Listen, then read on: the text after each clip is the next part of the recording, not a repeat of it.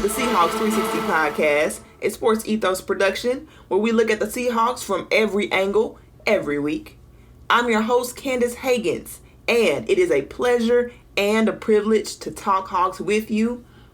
As you guys know, I have been on a hiatus. I have not been able to put out regular production. Passing the loss of my father, I have taken some time off, and I appreciate you guys giving me the time and the space to do that, but I definitely miss talking Hawks, and we are back, and there is a lot to discuss. Your Seattle Seahawks have been busy, so we're going to get into everything you need to know about the Seahawks offseason. We're going to be grading every move that the Seahawks have made, and we're going to go in chronological order because it only makes sense, right? I've been gone a while, so let's start back with it. We're going to get into it starting now. So first of all, let me just say I 100% commend the Seattle Seahawks for being as active as they have been this offseason. There, in my opinion, has been a true dynamic, a true shift of power within the Seahawks organization. I think there is a distinct print that John Schneider is officially in control. Before, it was more Pete Carroll. He was a VP of personnel. If you go and look on the Seattle Seahawks website, he is no longer listed under that position. And so if you just think I'm being a conspiracy theorist, I believe that this is proof that I'm right. If you go look at the website, but I believe that this shift took place personally before the trade of Russell Wilson. Everybody was talking about this meeting with Jody Allen. It was sort of, everybody was wondering, was Pete going to get fired? Was John going to get fired? And nobody ended up getting fired. And it was kind of a weird, nobody heard anything for days. And then it came out that, they were still going to be in place. Shortly thereafter, a couple months later, ultimately Russ was traded, et cetera, et cetera. There was a changing of the guard, because I believe that Jody Allen did have questions about the team and where it was going and some of the moves that were made that got them to this point to where they were even in a position where Russell wanted to be traded. And there were reasons between poor signings, poor free agency moves, just a poor utilization of both free agency and the draft. And I think Pete got too caught up in projects and upside, and he just no longer had a good pulse for who would be the best fit for the Seahawks and how to manage their funds. John Schneider has taken over, and he had an amazing, probably, it's too early to say, but maybe a historically good draft class. They had a great pickup signing in Uchenna Nwosu, and really all of the moves that they made in the offseason, given the circumstances, were really solid to set them up for the future, and it did. But this season was even more critical because it was going to determine would it set the Seahawks back or would it help them move forward. And everything that we've seen so far, in my opinion, has been incredible. Without a shadow of a doubt, I've loved a lot of the moves. We'll go through each one and talk about them, but they've been smart. You can follow the logic. You can see that they're going for players with younger upside. That'll be a common thing that we talk about. These are younger players. When the Seahawks used to basically have a 30-plus club, when Russ was the quarterback, they used to just sign these guys, these Band-Aid guys who may or may not have anything left, who were past their primes. They just wouldn't work out, and sometimes they even overpaid for them, like Greg Olsen. This has not been anything like this. You've still got hungry young players who have some experience to bring to the table, but who also have an opportunity to potentially be ascending stars. And that's what this team absolutely needs. So just want to shout out John Schneider. Another thing, if you're not sure that I'm right about the change of the power, John Schneider having his own radio show, it speaks volumes. I believe he wants people to know that he's the guy making these decisions, that so that there is a better understanding of what John Schneider's role is within this organization, because it's been a question mark. Everybody kind of assumed that he was Pete Carroll's lackey to some extent, and that may have been true. I think they had somewhat of a partnership, but I think John's earned his way, and he's looking to prove and show everybody that he is in charge. Whether that has to do with a potential new buyer, if the team is going to sell or not, I'm not going to speculate on this episode, but that's possible. Either way, he is more visible, he is more public, and I think it's a great thing for the organization. Now, let's get into these grades. So I'm going to go, like I said, in chronological order from the first signing on down, give you my thoughts, if I like it, don't like it, and why. And feel free, if you guys are listening on YouTube, Leave some thoughts in the comments. Love to hear what signings you loved, what were your favorites, and so on and so forth. Now, let's get into it and talk some Hawks. So the first signing that was made was Jason Myers. They signed kicker Jason Myers to a 4-year, $21 million deal. And it was one of the first moves that they did. Now, a lot of people had a problem with this deal because they felt like that was a lot of money for a kicker who was 32 years old, who had been inconsistent at best, and he has been inconsistent. He's had one good year, one great year, one bad year, one great year, one bad year.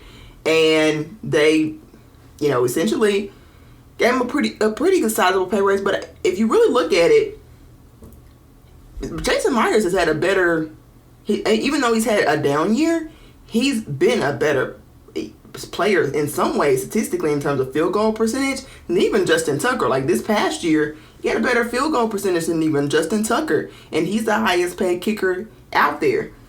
So I think it was well deserved, well earned to bet on his upside. Even if you have kind of a down year for him next year, even if he continues his pattern of a good year, bad year, then on a 4-year contract, you're still going to see the optimum level. I mean, he was an all-pro level kicker for you this year, and you just don't find those everywhere. It's been plenty of times that there's been games, especially this past season, ruined because the kicker cannot kick anything. They cannot do their one job. So while Seahawks fans are, you guys may remember there were some rough days in the kicker days. So let's go ahead and pay the man. I know he's 32 years old, but being a kicker, that doesn't really matter. It's not that significant of a pay raise from what he was getting before.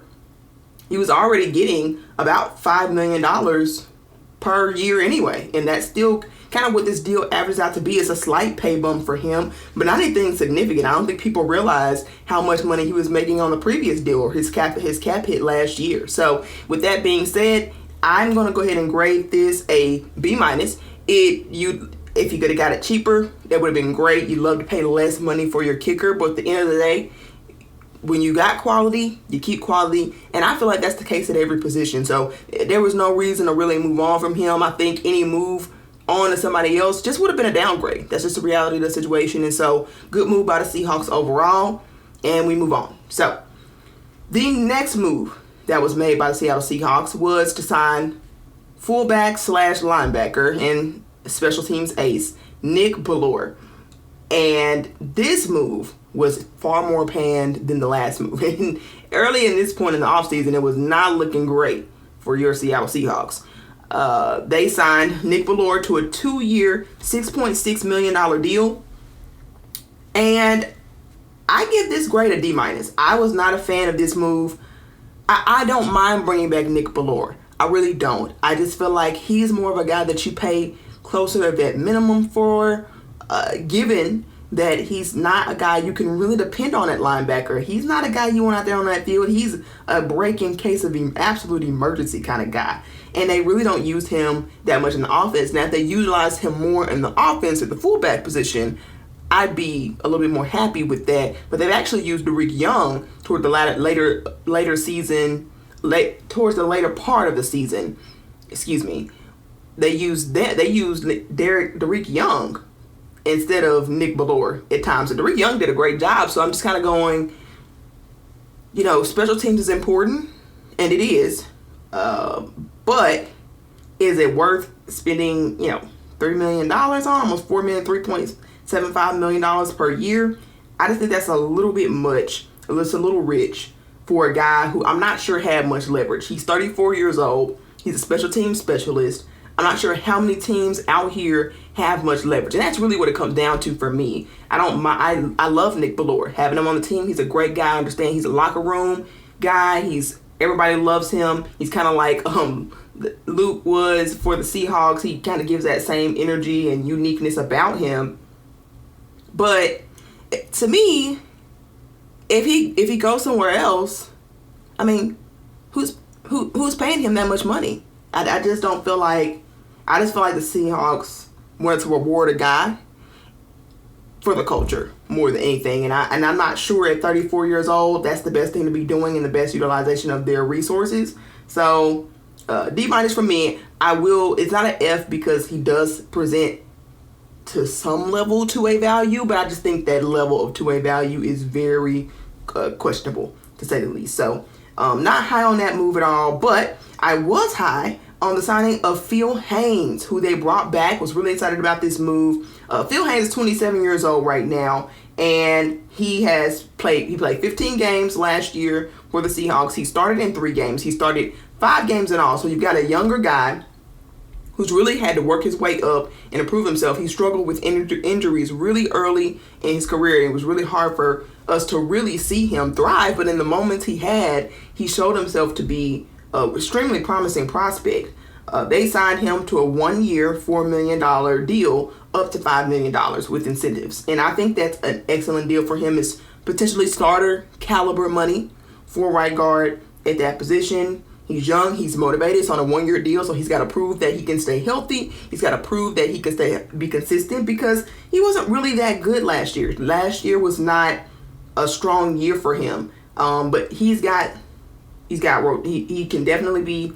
I think it's worth giving him that opportunity, right? Especially at a $4 million cost. It's worth seeing if a guy who's in your program, who grew up through your system, can take an opportunity. He used to rotate out with Gabe Jackson a lot last year. And I feel like to some extent, that's part of the reason why he wasn't as consistent. I think the guy can be a lot better if he just would have had consistent snaps. But it's not easy to just hop in and out of the lineup, switching back and forth, and trying to maintain the chemistry with the line. Really, the offensive line is a rhythm position and it's a chemistry position. And the rotation worked for the Seahawks overall, but I don't think it was the best outlook for a guy like Phil Haynes. It really benefited a guy like Gabe Jackson, who needed to get off the field and needed to maintain being fresh, more than it benefited a guy like Phil Haynes, who's a younger player, who's not experienced in terms of starting, and could really use those consistent reps in order to really shine in his role.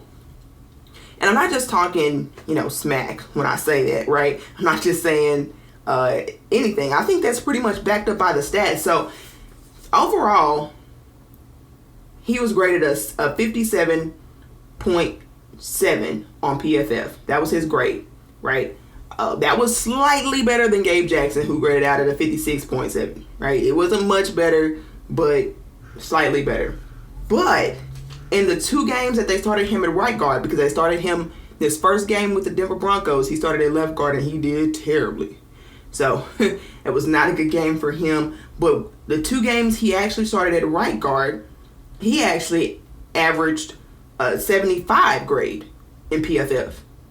So that's why I think the Seahawks look at that and they see a guy with potential upside if he can stay healthy, because he was really good in pass pro.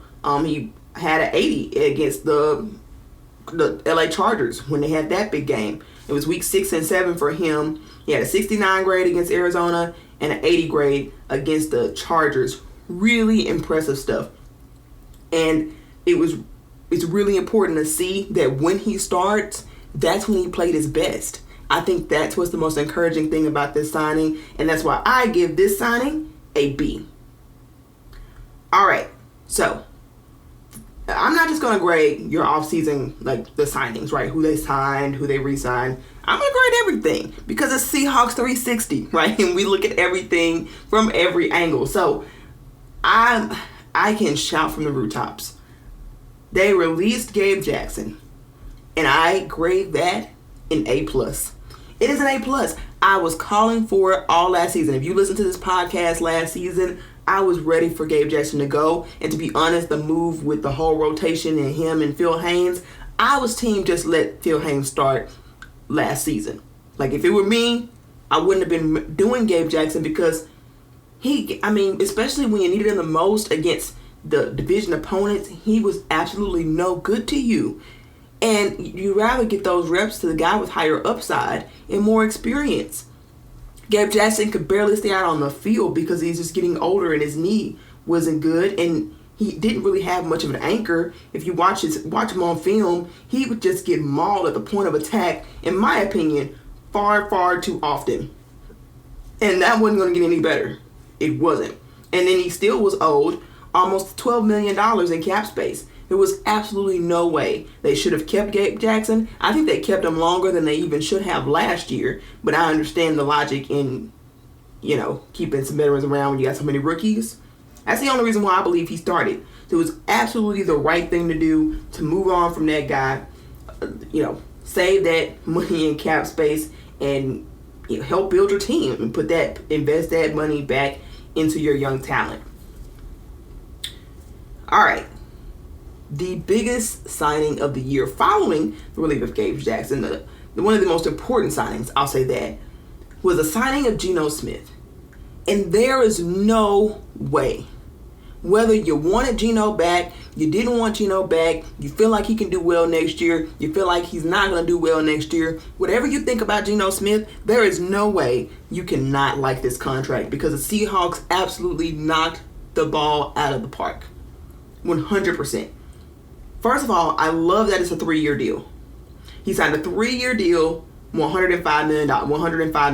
And everybody was like, oh, that sounds like a lot of money. It's $35 million on average. Well, when you really look at the details, when you really get into the thick of it, you learn that this is an extremely incentive-driven deal. It's really more like $3 million, $75 million in terms of the base salary.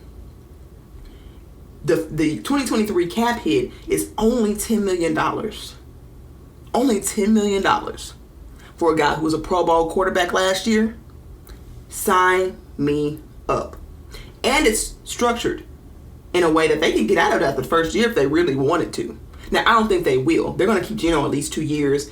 I feel like in part because, and this is me a little bit kind of, putting pieces together. But when I watched the interview, the press conference with Geno Smith and John Snyder, and how grateful John Snyder was to Geno being amenable during this process and being a team player about the process and really sacrificing money, because Geno Smith could have absolutely gotten more money than this. He absolutely could have gotten a Daniel Jones level contract, or he could have gotten, maybe not a Derek Carr level contract, but he could have gotten a Daniel Jones type of contract. Most certainly he could have gotten way more than $25 million per year.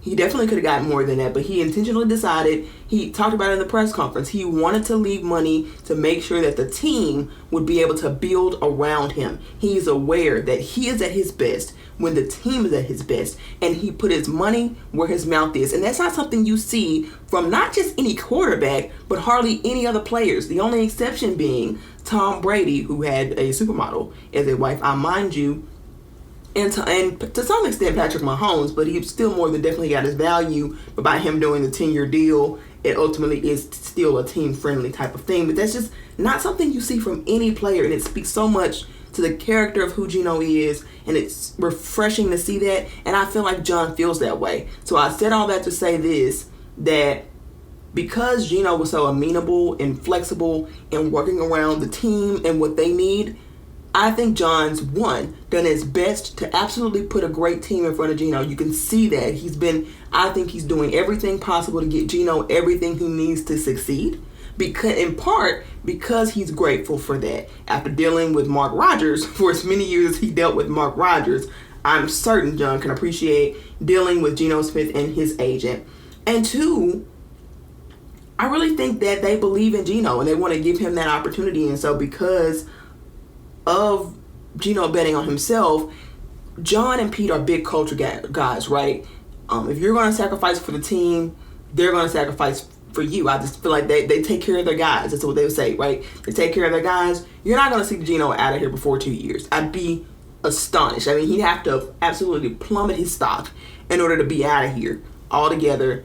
Because I even think if he had a bad year and he got benched, they'd still give him another shot. Maybe they'd sign another quarterback or do something else. But I think they still keep him on that deal. Could be wrong, but it is extremely incentive-driven. And as a result, I think it has proven to be team-friendly.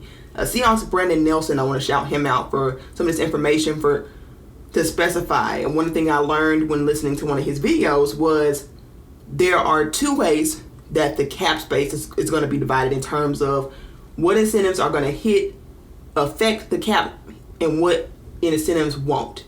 And the way it'll work is none of these incentives for Geno will even apply until next year, which is another favor because he did not have to have it structured that way. So no matter what Geno does this year, his cap hit is $10 million, period. That's all he's getting.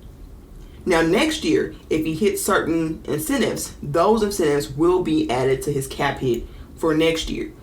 And from there on, it works like if a player has met an incentive, like 4,000 passing yards or 30 touchdowns or less than 10 turnovers, if they meet a certain amount of incentives on their contract, if they hadn't met them the previous season, it is considered to be a likely incentive. And then that money is calculated into the cap hit. Now, if it was something like win a playoff game, because Geno did not do that, then those would be considered unlikely, and that would not count against that year's cap space. So that's just, if you're wondering as you go through these deals how some of these incentives work, that's just some information that's important to know about how this affects the cap space. But the good thing about the way Geno is structured, he is again, it doesn't affect it until the following year, which means every year he's betting on himself, and you're getting the best possible version of Geno because he's motivated to play for money. You don't have to worry about him getting comfortable. That's why I said, even if you don't like Geno Smith,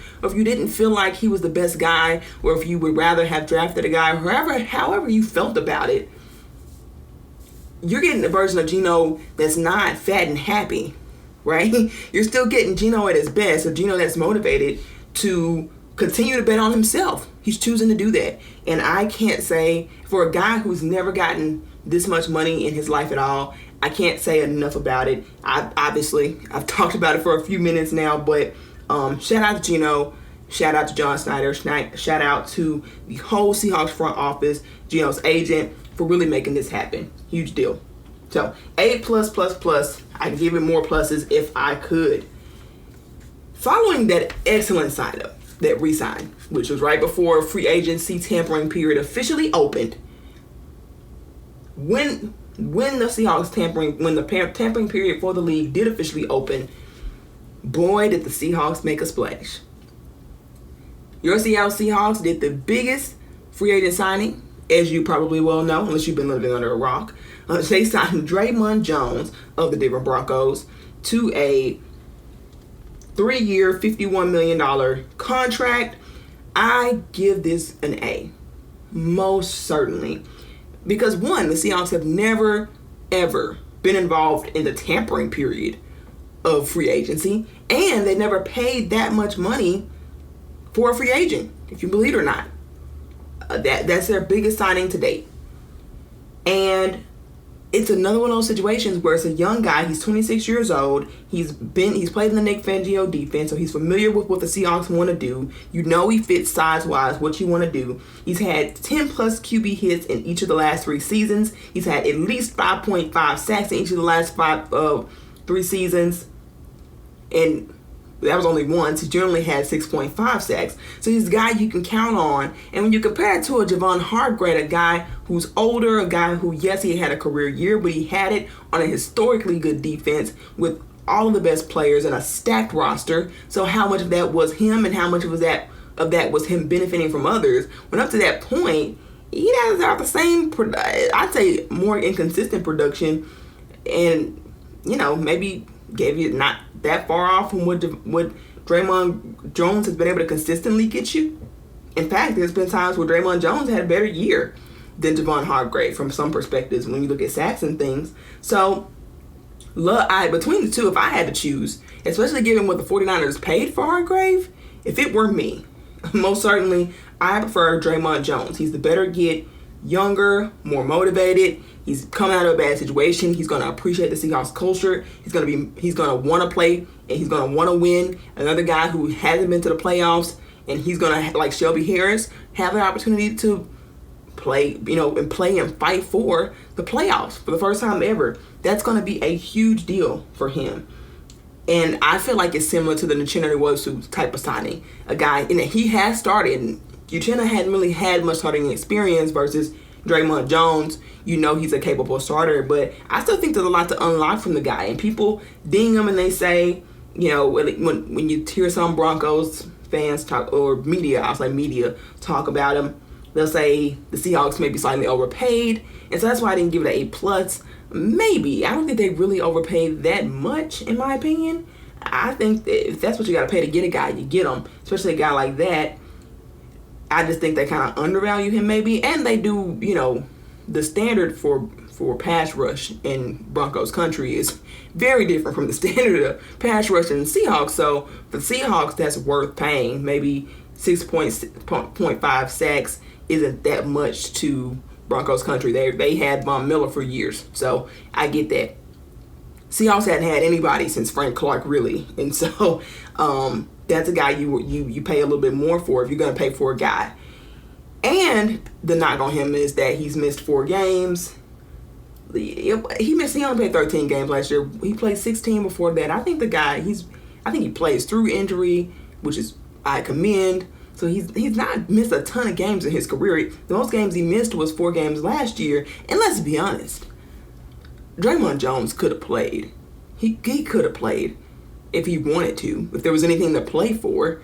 But the Broncos gave us a number 5 pick. They were terrible last year, and I think I've heard that he made an intentional decision to rest, recuperate.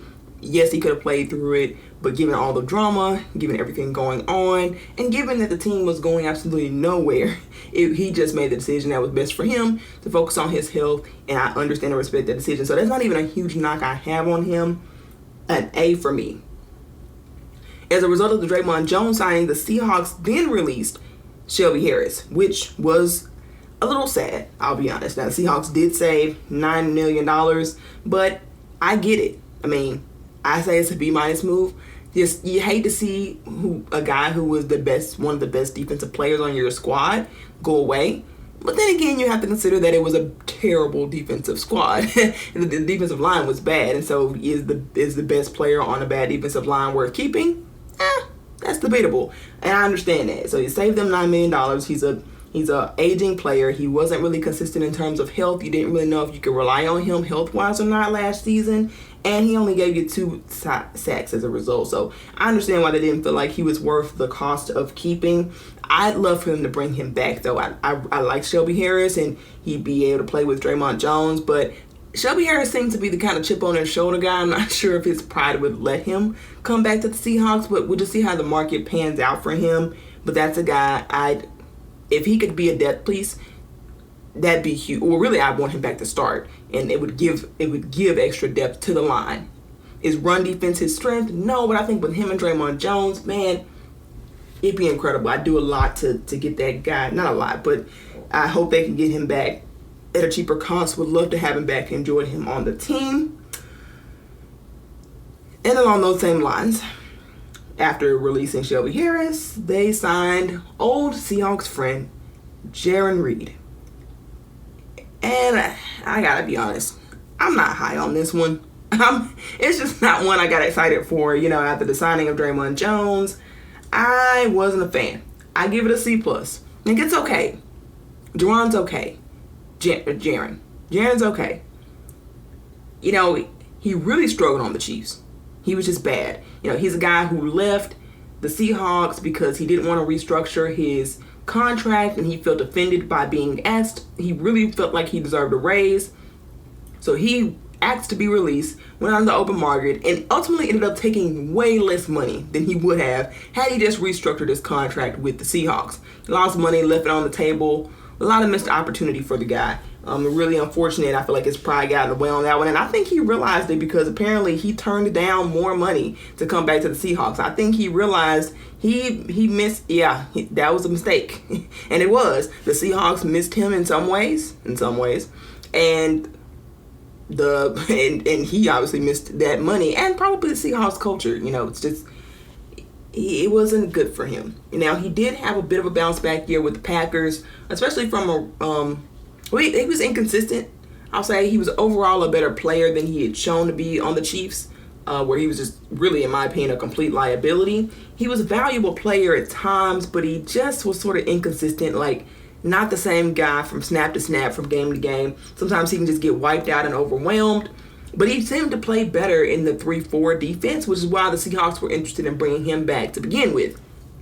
Completely understand that. And so they signed him to a 2-year, $10.8 million deal. He had 2.5 sacks himself. So I'm just saying, if you released Shelby Harris, I don't know. I just feel like I'd rather have Shelby Harris and Jarran Reed. Like, by far, and that's why I sort of say C+. I mean, Jaren's okay. He had 52 tackles, and there's some areas with which he shined, but he's not even that consistent. He was known as a better run stuffer in the Seattle defense, but he wasn't that for the Packers last year in that 3-4 defense. So, and maybe that's part because of scheme, but yeah, I'm just I'm C+ for me. Not high on it. I'm not mad at it, but it's just not something that got me excited. Particularly, I don't want him starting. I think Jaren Reed is better, in my opinion, as a rotational defensive lineman. He can be great at that. I think he can be excellent at that for you. But if you're talking about really wanting to compete and push the 49ers to win the division, you got to have somebody not named Jaren Reed in your starting defensive front going up against those guys. Just need a little bit more than that. So we'll see. John Snyder did mention that they're still looking for defensive linemen. Shelby Harris is still out there as a potential option. They can draft guys, so it's not over by far. But if they just add something else to that, I feel a whole lot better about that deal. But as a result of the Jaren Reed signing, they released Quentin Jefferson, which I understood. Another player who is descending. Now, he was one of their better pass rushers, but he was probably one of the worst defensive linemen at the run in the league. But he was that much of a liability. And Draymond Jones is not particularly good at the run. I didn't mention that. That's one of his areas of weakness. And so I can see how the Seahawks look at it and say, look, we're not going to have two guys who are liabilities in the run on the same defensive line again. And so you let Quentin Jefferson go, the older guy, replace him with Jaren Reed, a guy who's younger. I'm not going to say he has upside, but he's got the possibility to succeed, going back to the Seahawks culture in a scheme that might better fit his skill set anyway in the 3-4. And so I see the logic behind that.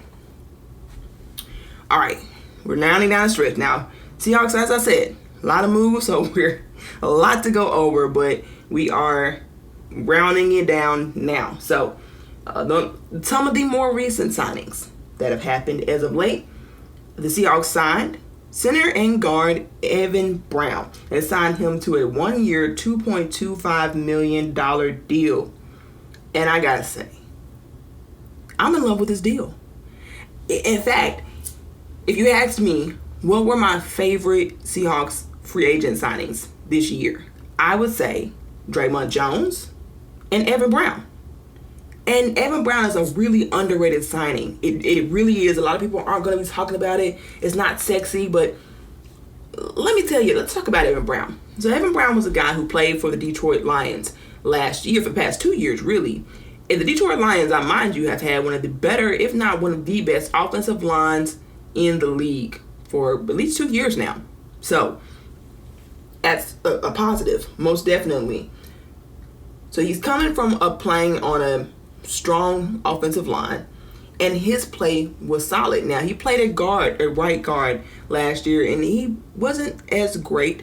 He was a little bit more of a liability in the run game. I think he got overpowered at points, or just maybe people could outspeed him and just quicker, I think, because he's a bigger guy. But in the center position, he was both great at the run and the pass equally. So he is 26 years old, another young guy with upside. He's got starting experience. He started 12 games for the Detroit Lions. And when he was a center, he was rated in the top 10 in terms of pass win rate. That's incredible. Had the Seahawks ever had a center rated top 10 in pass rush run rate since maybe Max Unger? It's been a long time. Center play has been a problem for a long time. And I love this deal because, yes, he's young and he has starting experience, right? He's a guy who you got for dirt cheap. That's dirt cheap. And I'm surprised they were able to get him for that little money. And it's a 1-year deal, so this doesn't preclude you from going and go draft a center, because I think the Seahawks should draft a center too. But what the Seahawks have done is put themselves in a position to where they don't have any holes that they have to have. They're not desperate for any one position going into the draft, and they can just draft for best player available. I think that we're intentional about making that point, and that's exactly how, if you're a GM, you want to move. You want to go into the draft because it's so unpredictable. In order to get best value, in order to get the best players, in order to maximize what the draft can be, you have to not be in a position where you have to overdraft guys. Well, you've got to get, the center, I need a center here, so maybe the value isn't good here. Maybe I should probably try to trade down 7-8 spots to get him, but I don't have any trade partners available, so I'm just going to have to go and get my guy, even though it's not at best value. That's not what you want to do. You want to be able to take the draft as it comes and get the best players that you have to build your best roster.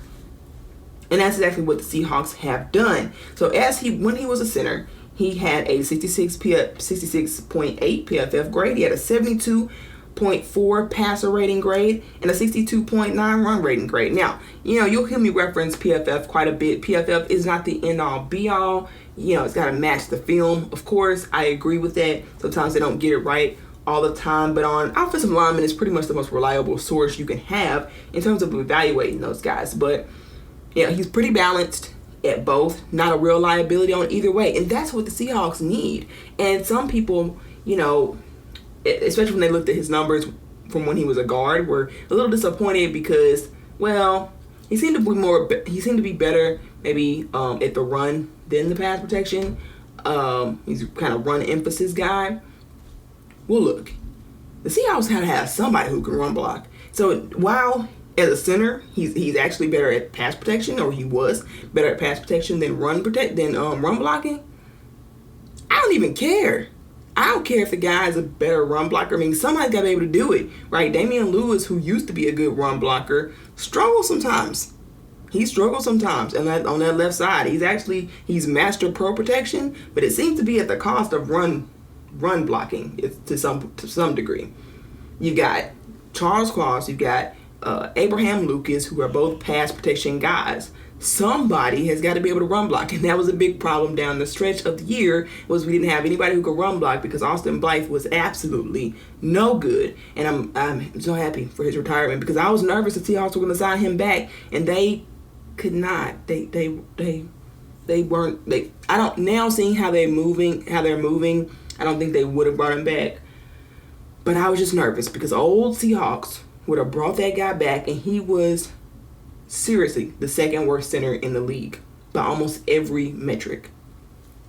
Anyway, off my high horse, love this move, not just because of the player and what I think is some really good upside. I think he could start for this team, and I think he could be so much better than people think. But even if I'm wrong, and they draft somebody and they compete, you want a competition at that position for sure. Even if he's not the starter, he is extremely quality depth. Some of the best depth you can get in this league. So, great move, A+ on the Evan Brown signing. And then they signed Devin Bush, the first linebacker. At this point, I was getting a little nervous because they have no linebackers on this team, really, except for Jordan Brooks, who's torn his ACL. Cody Barton ultimately went to go sign with the Washington Commanders. God bless you, Cody. On your way out.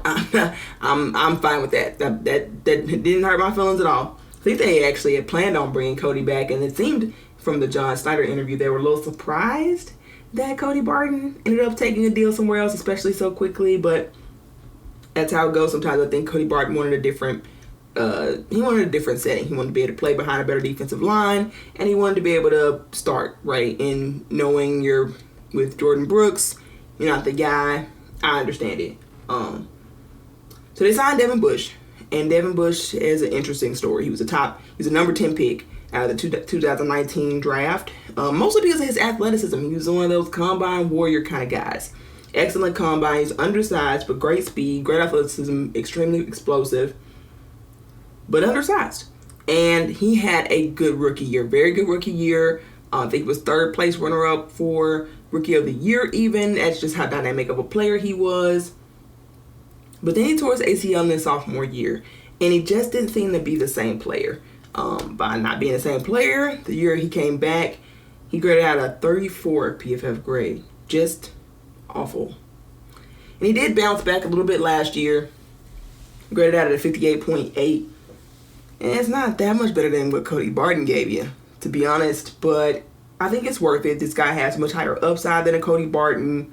It's low risk, right? They decided on a 1-year deal. I don't think the terms have been released. I'm assuming it's minimal. It's a minimal kind of deal. He's 24 years old. A new environment could be very helpful for him. Pete knows how to get the best out of players. And, this is worth a shot. I say B-, right? It's as long as they don't have him. I hope he's not starting. I really do. But, you got a guy with some experience, been in the league. Hopefully he can give you something else. We'll see. But, again, Seahawks have very low standards for linebackers this year. So, he didn't have to do much to be an upgrade over Cody Barton in that regard. And what I would say is one of the most interesting signings. So I already said my favorite signings were Draymond Jones and Evan Brown. But the final signing of the Seahawks I find to be the most interesting. And that is the signing of Julian Love, defensive back from the Giants. Again, young player. I think he'll be 25 if I'm not mistaken. And he's extremely versatile. He can be a box safety. He can be a free safety. He can be a slot corner nickel. And I think that's interesting because the Seahawks safety room is stacked, right? You got Quandre Diggs, Jamal Adams, on paper at least. And you got Ryan Neal backing those guys up. And so on paper, would you really need another guy? I would argue yes. And that's why I give this a B+. I argue yes for a couple of reasons. So one, Julian Love makes sense because the Seahawks, a big part of the rechanging of the scheme to match Jamal Adams was, and they were really excited about it, and they ran a lot of it in training camp. That was their 3 safety look defenses, the big nickel package, where they have 3 safeties on the field, and then Jamal's kind of allowed to be in the box and hunt, and then you got 2 guys, 2 high safeties in the back. And they tried to do this with Jonathan Abram a little bit towards the end, I think in the Chiefs game in particular, and it works really well. It allows for a little bit of a hedge in terms of the liabilities they have up front in terms of the run game. And they weren't able to run this because, Jamal was hurt, got hurt in the first game, and they didn't really have much of a contingency plan. So this is the contingency plan. So one, it allows Jamal to take his time coming back. Right? It allows that process to take its place. You got to hedge against Jamal Adams, which you need, right? And 2, because I think he's more of a starter caliber guy than even Ryan Neal, who sometimes played at an all-safety level. It's strange to say, but Ryan Neal was a little up and down. I think you want a younger guy, a lot to prove, to compete, and really you can have Quandre Diggs, Ryan Neal, and Julian Love. I love those looks, right? Would you rather have Jamal Adams? Of course you'd rather have Jamal Adams, but I think that's a great combo. It can be extremely competitive, especially when you consider you got guys like Tariq Woolen on the field as well. So a lot to be excited about with that package there. It hedges you against the Jamal Adams injury, and one thing that's not talked about as much is his ability to play nickel. He played over 600 career snaps at the nickel spot. And I think he could be a huge upgrade from Cody Bryant, who I strongly believe is playing out of position, and I think they should put him back on the outside. Now, I don't know if they'll let Kobe and him compete. They have him then to be the nickel when he's not, so that Julian Love's the main one on the field, whether it's in a nickel look or if they're doing the big nickel package, then he's in as a third safety. I kind of like that idea. I think Kobe should go back to the outside. I think we should see what Kobe looks like on the outside. And I think you're going to get a little bit more out of him that way. I love a competition with Tariq Woolen, Mike Jackson, Trey Brown, and Kobe Bryant all battling it out on the outside. Competition is king. Make Tariq re-earn his spot.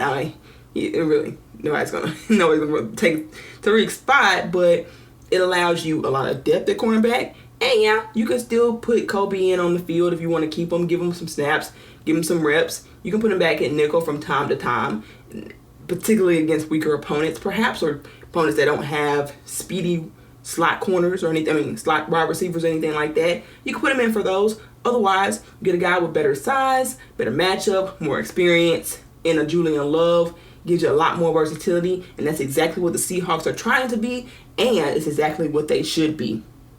He's a good tackler. He's good in coverage, better than Jamal Adams.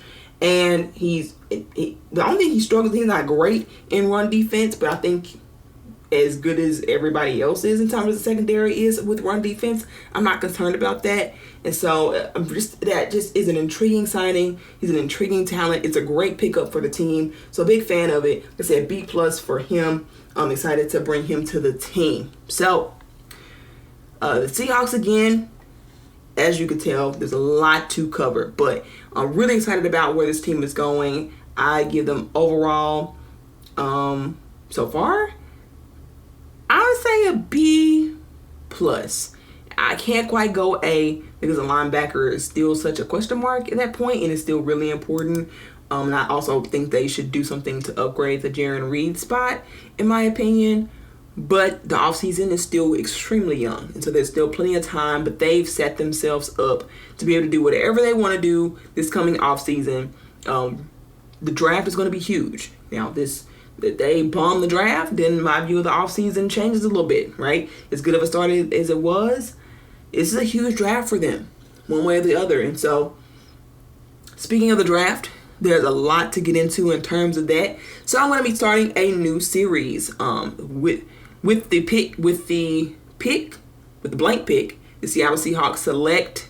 All right, so pretty much the way that's going to work is I'm going to go through each draft pick, the number 5 pick, the number 20 pick, the number 37 pick, and so on and so forth. I'm only going to do the first 3 rounds, though, and I'm going to give you guys a breakdown of who I think the Seahawks should be taking at each position. I'll give you the likely scenarios, and I'll give you the if this so happens scenarios. We'll break all of that down. We'll be starting to stream on YouTube, so I'm going to start adding in not just the audio component, but I'm trying to get it set up to where I can do that on YouTube, so I can show you guys some graphics I have set up for some of these players, these player profiles. You can learn a little bit more about them. We'll break everything down as we always do here on Seahawks360. So make sure that you are following us on YouTube as well as iTunes if you are not already. Subscribe. Be sure to subscribe, support, give us likes, give us comments. Always love to hear your feedback. Well, guys, that's all the time we have for today. So be sure, as you wait on that series, to be sure to follow me on Twitter at CandaceH901. And be sure to follow the show for your news, analysis, polls, everything you need to know about your Seahawks at Ethos Seahawks. Give us a like, give us a follow. Follow us on YouTube, so make sure you subscribe and like I mentioned before. And as always, it has been a pleasure to talk Hawks with you. That's it. I'm out. And as always, go Hawks.